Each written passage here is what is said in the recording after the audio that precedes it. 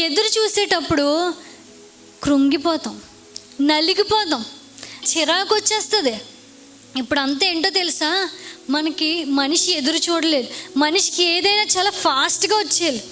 ముందు పెద్ద పెద్ద లాంగ్ వీడియోస్లో చెప్పేవారు, వంట ఎలా చేయాలి, లేకపోతే అలా చేయాలి, ఒక్కొక్కటి వేసి చెప్పేవారు. ఇప్పుడు అంత వీడియో చూసే అంత కెపాసిటీ మనిషికి ఫాస్ట్ షార్ట్స్ కావాలి. ఇప్పుడు అర్జెంటుగా షార్ట్లో ఆ గంట వంట చేసిందంతా 1 minute 2 minutesలో షార్ట్ మెసేజ్లో వచ్చేది, షార్ట్ దాంట్లో వచ్చేది ఆ వీడియో అంతా చూసేసి వెంటనే చేసేస్తారు. అంటే మనిషికి వెయిట్ చేయడం, ఎక్కువసేపు ఆగడం ఇష్టం ఉండదు, వెంటనే కావాలి మనిషికి. కానీ దేవుడు ఎక్కువసేపు వెయిట్ చేస్తాడు.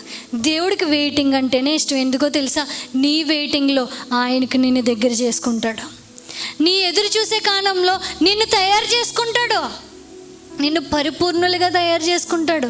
ఎదురు చూసేవారికంట దేవుడు నూతన బలాన్ని, యెహోవా కొరకు ఎదురు చూసేవారు ఏం పొందుకుంటారంట, నూతన బలం పొందుకుంటారు.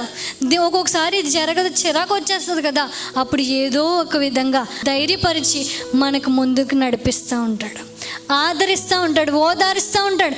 పర్లేదు పద, నేను చేస్తాను అని చెప్పి నడిపిస్తూ ఉంటాడు ఆయన. ఎదురు